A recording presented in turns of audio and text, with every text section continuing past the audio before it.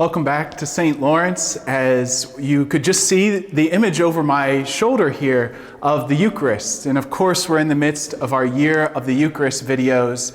And this month of July, we're talking about Eucharistic miracles. So we kind of outlined the last 2 weeks. What does it mean for a Eucharistic miracle to be a miracle? What does that mean? What are some limits of that? What are some good things that Eucharistic miracles do for us? And now it's time to jump into some of the Eucharistic miracles. And the one I wanted to talk about today is one that's recent. It happened while I was still alive. And it happened in Buenos Aires, Argentina.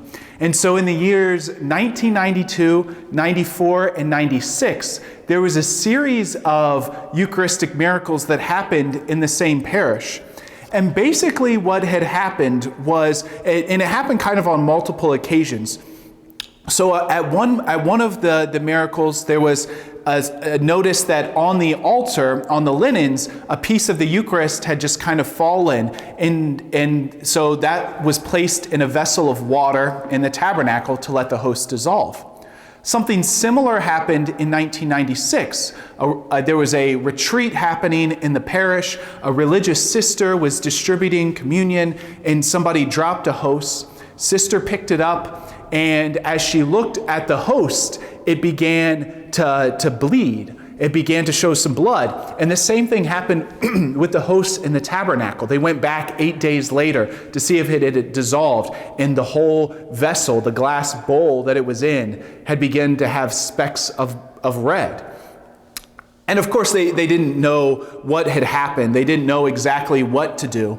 And so they went to the Archbishop of Buenos Aires, Argentina, who you might guess was a man by the name of Cardinal Jorge Bergoglio, of course became Pope Francis in 2013. So it's just fascinating the way that the Lord works.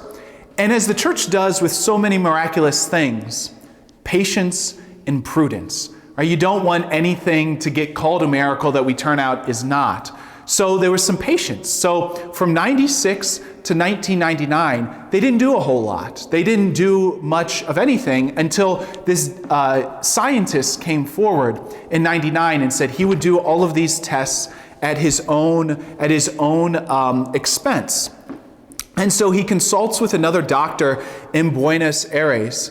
And as they look under the microscope at what had happened, right? They look over because there is a piece that began to look not like bread, but looked like a piece of some sort of flesh, and that there was blood on them. So they tested the flesh, they tested the blood, and they said it looked to be like human flesh and blood, and they could notice the white blood cells that were in there. So that's kind of interesting. Okay, something's really interesting going on. And then they decided they would do some more tests. And in 2004, they sent the piece of flesh to a doctor at Columbia University in New York. And this guy is known as like the expert in cardiopathology. So heart pathology and analyzing different specimens and seeing what they are. And the thing is, they don't tell him where this sample came from. They don't tell him that this was a consecrated host that had fallen on the floor that was picked up. They just simply said, could you do us some analyzation to this piece of flesh and let us know what happens? I want to read the quote from his response. And so this is his response given to the other doctor. So this is what, or maybe this is actually, so this is the Argentinian doctor. This is him telling the story of what the Columbia University professor doctor said, okay?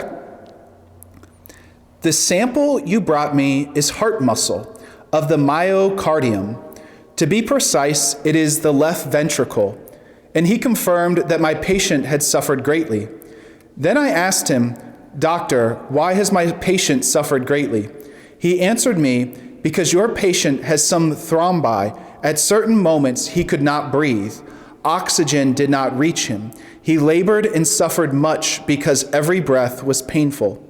Probably they gave him a blow at the level of the chest. Moreover, the heart showed dynamic life activity at the moment you brought me the sample. I asked him why. Because we found, and he responded, because we found some intact white blood cells, and white blood cells are transported only by the blood. So if white blood cells are present, it is because at the moment you brought me the sample, it was pulsating. That is remarkable. So many things about that are remarkable. First, it's a piece of heart flesh, but not just any piece of heart flesh, but the myocardium, which, of course, I had no clue until I had to look it up and see what it was. But it is actually the center of the heart. It's the most important part of the heart, especially the left ventricle. And then, at the moment he received this, and when this was analyzed, it was still alive. How did a host have white blood cells alive in it? Nothing short of miraculous. And then, of course, they tell the doctor that this was a piece of, they tell him the whole story of how they came upon this specimen. And so there's so much that tells us about the Eucharist, right? The Eucharist is alive, and it's the very heart of Jesus Christ. And the heart gives life to the whole body. And Jesus' heart gives life to all of us, his body, through the Eucharist.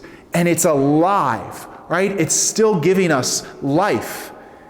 And so these miracles reveal something that we already know. We already know the Eucharist is alive. We already know that the Eucharist gives life to the church.